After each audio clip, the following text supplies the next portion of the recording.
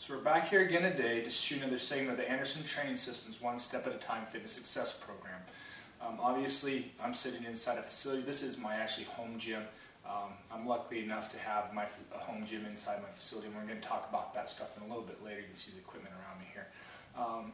Basically, I want to give you some general rough outline about what your exercise program should look like.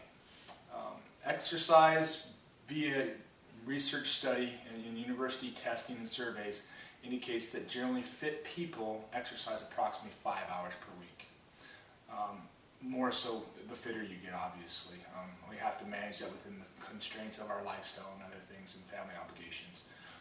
What that should really look like is 3 hours of resistance style training or weight training and 2 hours of cardiovascular interval training and or some general or prototypical aerobic exercise. 5 hours may sound like a lot to some of you, but when we put it in the scope of these terms that I'm about to put it into, it's not so much. There's 168 available hours per week. Generally speaking, most people should be sleeping 56 hours a week, 8 hours a night, and most people should be probably working approximately 9 hours a day, 45 hours a week. That leaves us with 67 hours per week. Of those 67 hours per week that we have left from all the other activities that we have, those 5 hours are only asking for a total of 7.5% of the available hours you have per week. So if you can't find that initially, you need to start to work your way into that.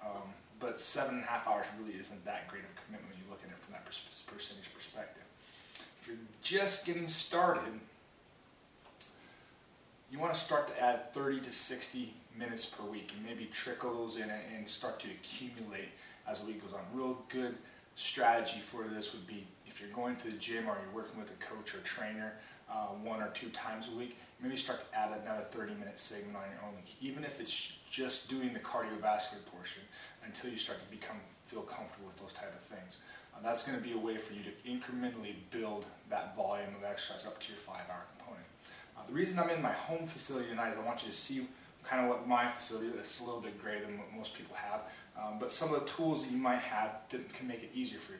The reason that having home components or home fitness tools is so important is that it leaves you lots of variability and flexibility on those times when you can't get to the gym, on the times when you have commitments with the family. If you have something available, you can just knock off maybe up to 15 to 30 minutes of work. It's going to add up in the long run. We've got things like kettlebells here, medicine balls. I'm sitting on a step. You got weighted vests. I have some tubing behind me. Any of these things, very inexpensive. All these tools are less than around $100. You probably get most for less than $100 in places like Craigslist and things like that. So we want to share with you today is just the general outline of what exercise and what your exercise program should consist of, and some easier ways to segue into that exercise and some tools that you might want to have available for that. This has been another segment of the Anderson Training Systems One Step at a Time Fitness Success Program. I hope you enjoyed it.